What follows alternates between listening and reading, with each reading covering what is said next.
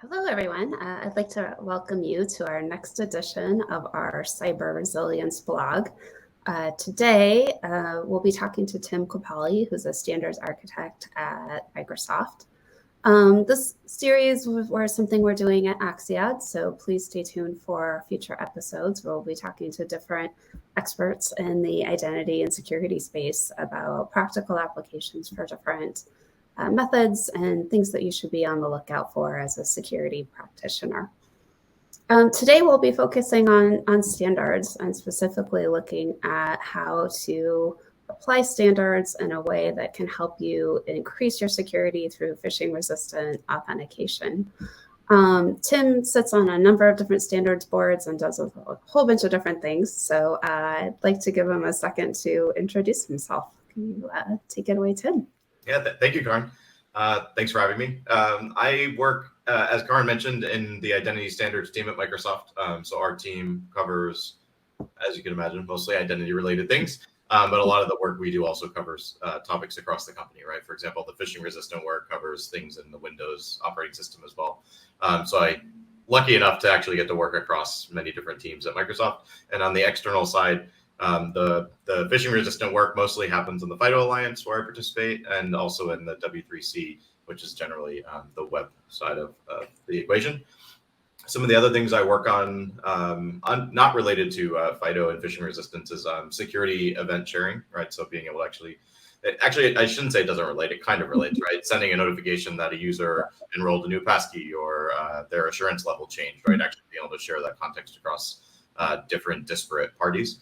And also starting to work on wallets and how they actually interact on the web. So that kind of takes up most of my time. There's other stuff going on as well, but that's passkeys and phishing resistance has taken up a good chunk of my time, and I mean that in the best way possible. It's been a great journey here. Topic right now, so there is that push for better and better authentication and identity. So it's like, I could see how that would be all-consuming for you. Yeah, it's nice that it's at the top of everyone's list again. Exactly. It's one of those things that now it's like, oh my God, we have a solution that will actually work for everyone. Yeah, exactly. That's exciting. One of the things that I think is always interesting to find out, because getting into standards isn't a typical career path. Most people aren't talking about being a standards architect for a career day. Yeah. Can you talk a little bit about what your path was getting into cybersecurity and specifically the standards space? Absolutely. It's a very weird one. So stop me if I go too long. So I went to college for broadcast journalism and TV directing, right? Like directing sports and news and on your local TV, right? So very different than what I'm doing now. But in college, I was that nerd that had to work in IT. And it was a fairly small school up in Vermont, not a lot of resources. So student workers kind of were treated very well as almost as employees in terms of hours and everything. So I got to do everything from managing AD to certificates to SharePoint to the network, right? And I took a liking to the network side. Network Wi-Fi was still a nice to have at college campuses, but that was that was there in the years that it was starting to become kind of more primary. And part of Wi-Fi and networks, really security became a huge topic. So that's my first dabble into the S word security was network security. And that's where I spent up until recently most of my time. So I worked at another university in Boston, and I ended up starting to work more and more with one company called Aruba, who made the infrastructure equipment, the Wi-Fi access points, the network security, and this thing called a policy manager on the network side. And then I ended up working for a partner and led a practice around that product specifically and how network policy gets applied and network identity, which is parallel but very different than user identity on the web, for example. And then that company that actually made the infrastructure, Aruba, actually ended up hiring me, worked essentially kind of in like not quite a product architect role, but like an advisor to the product team on kind of these new technologies and how the product could be improved. And then I just started work. I'm trying to remember exactly how it happened, but there was something I was working on and like the standard didn't cover something. And so at this point, I had no idea that there's like IPR and legal and all these other things. So I just joined this standards group and started going on calls without asking anyone. And this is at the Wi-Fi Alliance, which is very similar to FIDO, actually. It's just for for the Wi-Fi standard. And I just started going to calls, and one of the folks in the CTO office who I worked with closely, he messaged me one day. I was like, are you joining these calls? Like, you have to like go through like legal and like, and so it was like, oops, I'm sorry. But then it kind of I started going to more and more. On the Wi-Fi world, I didn't author a lot of specs, but I worked closely with the standards person at the company to kind of bring the real world product side into the specs, right? Which obviously is super important, as we've seen with FIDO. And then I stayed there for a bit. I met Pam Dingle from Microsoft working on the shared signal stuff. And she had an opening, and that was my first full-time, true title-wise standards architect role. Yeah. At Microsoft. I've been there now. I joined March 2020, literally the day the world shut down during COVID, March 23rd. So coming up on 4 years, which is crazy. Oh, that's a crazy story, Tim. So from broadcast journalism to identity standards. Yeah, it's wild. And I was always as a kid, I always took things apart. And when I was learning, when I was working at this university, luckily they had a lot of old equipment. So I was that like nerd in a tiny apartment with all this equipment stood up. My electric bill was like $200 a month. But that's ultimately how I learned, and it ended up proving to be a good experience. Oh, that's great. So, we touched on kind of the issues of phishing a little bit as part of the introduction, and I know that's a topic you and I spend a lot of time on. Would you like to just talk a little bit about, kind of what's happening in the standard space, and, a little background on why phishing is such a big and important problem? Absolutely.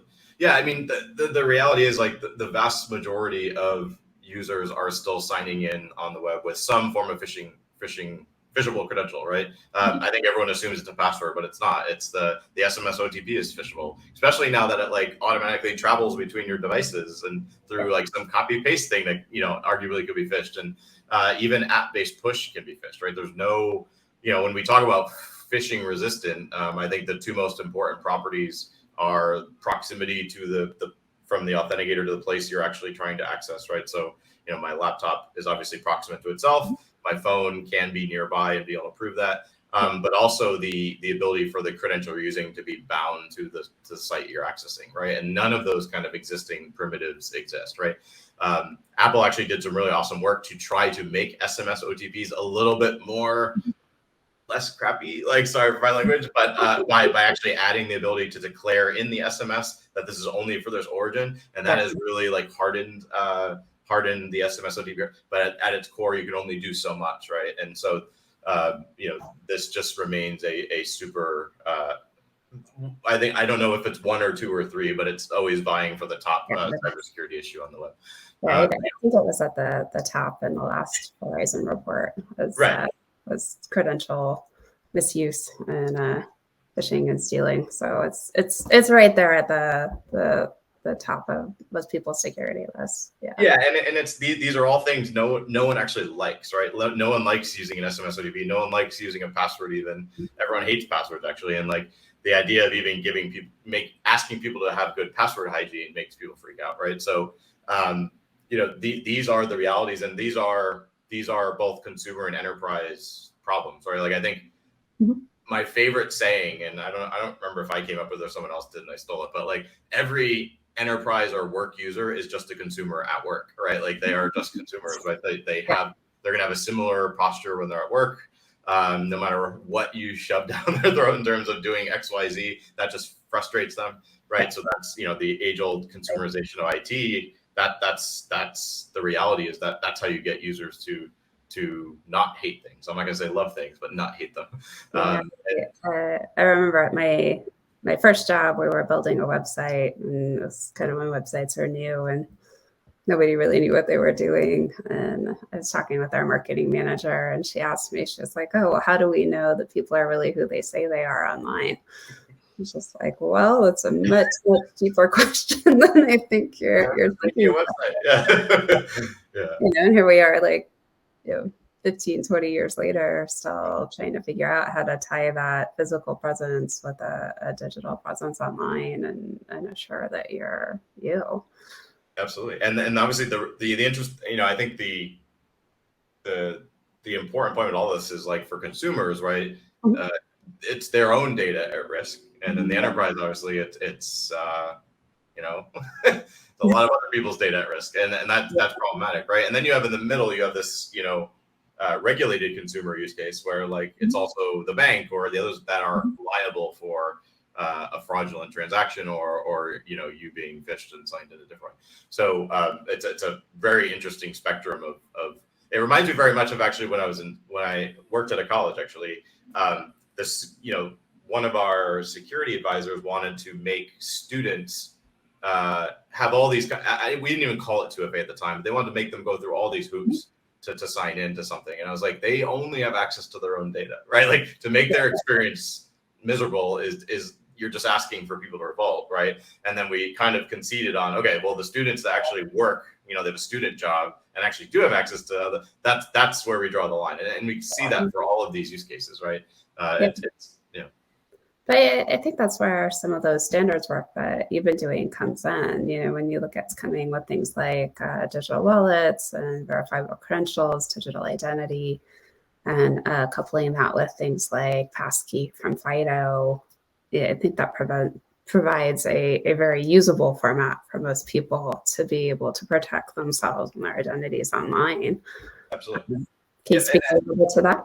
Absolutely, yeah. And I think what the funny thing is, I think the standards, a lot of these standards predate me. I came in and kind of helped enhance them. I didn't create them.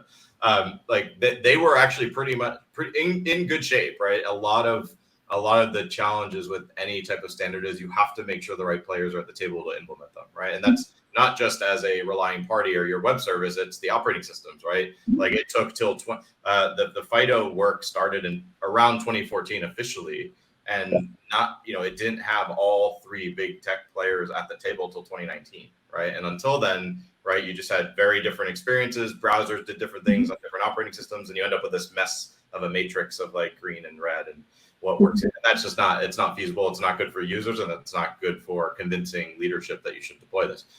So I think the standards have been there. Now that we have everyone to the table, what I think happened over the past 3 years that led us to passkeys is what optimizations, both in the specs and then the implementations, can we make to actually make this usable for mass market, right? FIDO, I think there was always this FIDO pipe dream, and I'm sorry if that insults anyone, that like everyone in the world was going to have a security key, and like I think that would be great. Like even though I've worked on passkeys, I think it would be great if everyone had a security key, but they're just not a good. My parents, for example, or even some of my non-technical friends, like there's absolutely no way you would get them to use a security key, even if you told them that was the only way, right?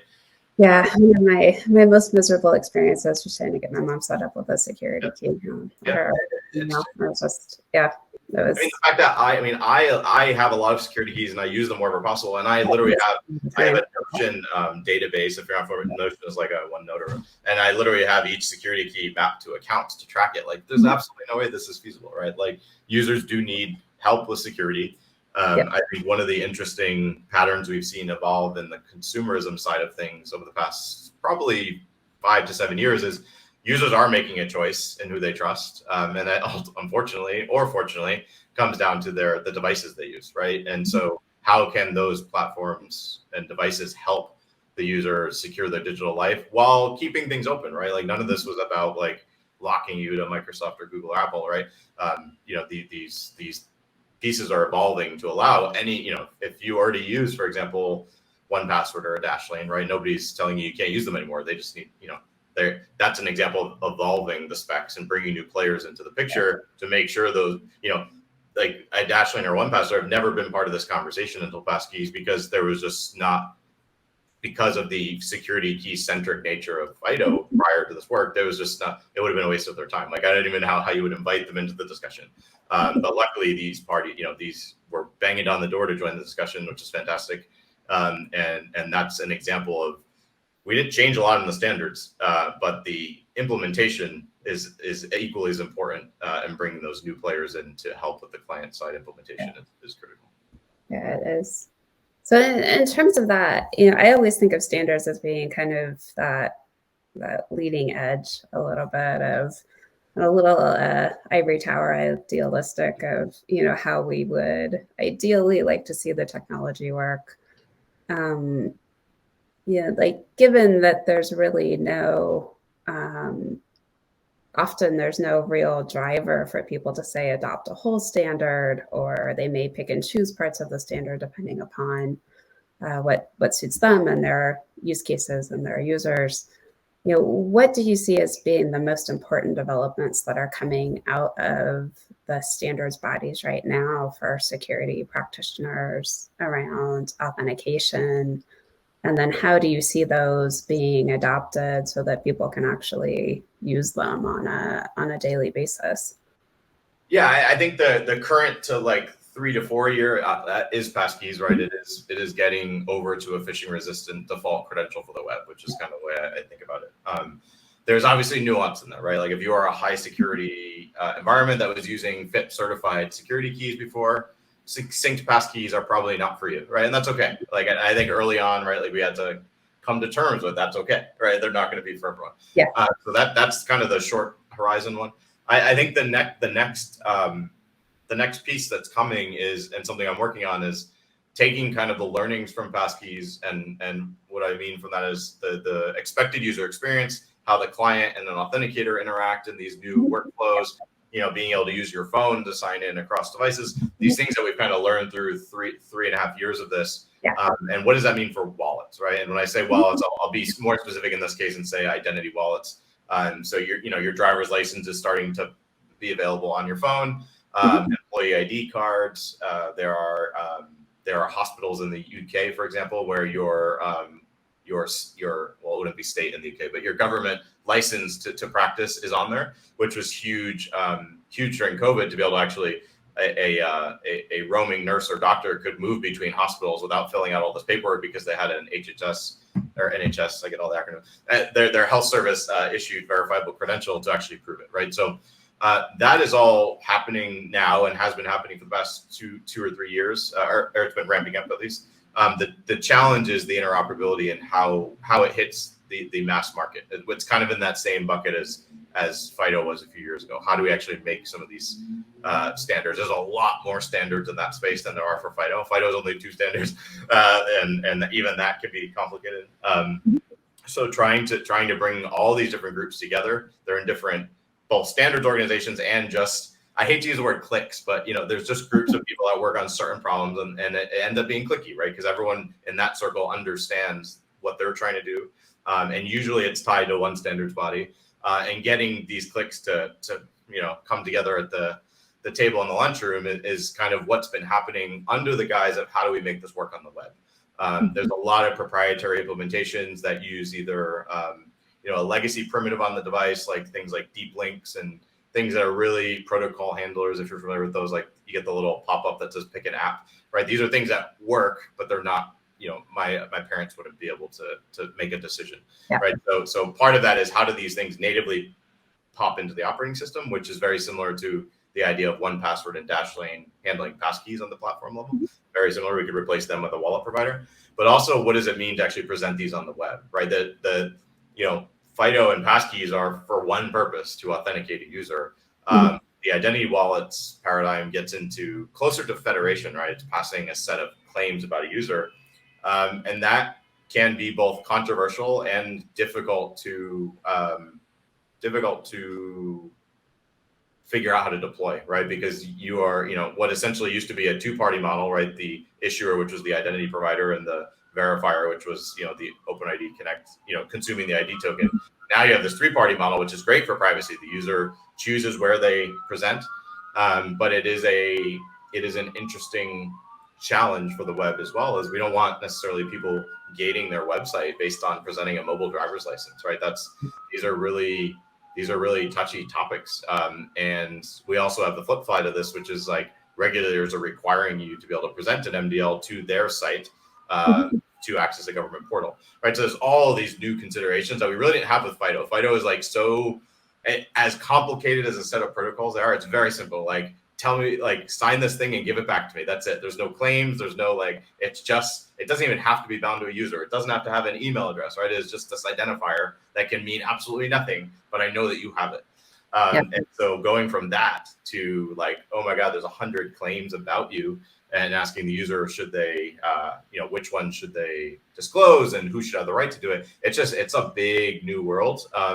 And I think there's going to be a lot of technical opinions. There's going to be a lot of social opinions. And there's going to, those all ultimately need to map to making this easy to implement for developers. And I think this is one of those cases where maybe it shouldn't be super easy to implement for developers, right? Like there are certainly use cases where the golden use case I would love to see for wallets, which unfortunately is not, I think it is a bit of a pipe dream, but I think we can do it, is the idea that when you create an account at a site, all of the data that you actually would traditionally do, name, email, phone number, and then instead of password, a passkey, the idea that usually you have to round trip that data to verify it, right? Like click an email link or get an SMS, and just to make sure you own that. What if like those two things came from your wallet, right? Like if I have a Gmail account or an Outlook account, what if they issue me a verifiable credential that says I own this email address? And the same thing, Verizon, T-Mobile, Rogers, whoever could say, this is my phone number. And to be able to optimize that UX, so you just get one pop-up on your phone that says, we're trying to create an account, use email address from my verifiable credential from Microsoft, use my phone number from my verifiable credential from Verizon, name, maybe that's an appropriate use of the MDL if you do need a legal name. And then there is, in one one swoop of a biometric, you've also created a passkey in the background, right? All that happens once. And so we're kind of calling that like the verified autofill registration flow. Like that is amazing. And that will take years. Like I'm not super optimistic we can do that in the short term, but like if we can get to that point where this is so friction free, but has enough user friction on the wallet side to make sure there's informed consent and the user knows what they're sharing, like that's always going to be the balance. And that's not always technical. That's also, political and philosophical. Visibility and GDPR compliant and all those. All the regulations and exactly. All right, that was a really long answer, but the wallet stuff is exciting. Let's see. So if you could give security practitioners one piece of advice in terms of implementing standards, what would it be and why? Yeah, I think we're at the point where we probably need to start the phrase, don't roll your own FIDO, right? We have the don't roll your own crypto. That's an age-old saying. I think we're at that point, right? There's a lot of really awesome libraries out there that have been updated for passkeys. I'll give Matt Miller a shout out. Simple Web Authn. You could get a FIDO, you could get passkeys up and running on your service probably in about a half hour with this library. And he has both the server side and the front end library. Like I think we're getting to that point where there are some complexities with these protocols. We've tried to abstract away a lot of that, but the reality is these libraries and SDKs will help greatly. And it will help you keep up with the standards, right? Like I think following one of the problems across all standards is the visibility into the changes, right? Like it's not, blog posts only do so much, right? We do need developer engagement. One example of something we've done with passkeys is we have passkeys.dev, which is like, we've never really had a true kind of neutral, generic developer guidance for the average person who's never seen FIDO before, right? Because we have, interestingly enough, in this area, we've had the people who've been like in FIDO almost too long that everything new is like, no, we can't do that, right? Which I understand that people have been invested in the long term. And then you have the people who've never, they maybe heard FIDO key, but have no clue what it means. And maybe, I'm of the opinion you shouldn't have to know any of these details unless you want to know them, right? You should be able to roll this out in an easy manner. And that will be a combination of these. Use an SDK. If you do want to implement it yourself, in terms of you have your own authentication system, use a library and SDK. But also, if you are using like an identity as a service provider, make sure you're pressing on them to support this, because they should be able to take a lot of that complexity away for you. I think trying to follow all these standards and all the updates and all the changes, especially across clients, like browsers update every week.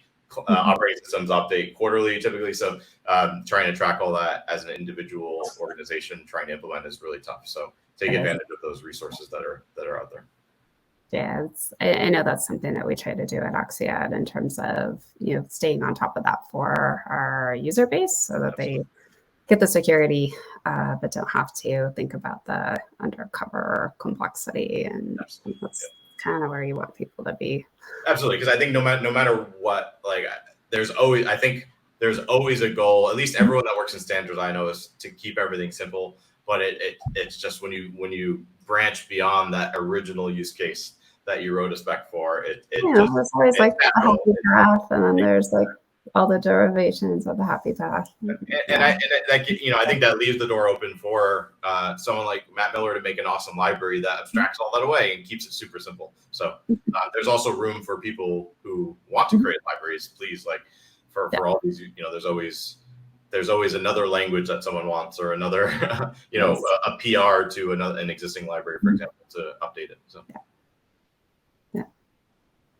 Well, I want to thank you for your time today, Tim, and for sharing your journey into standards and giving people some background on what's going on in the standards bodies, and in a very practical way, how to implement that and use that to be better in terms of security, and what's happening to really solve those phishing problems.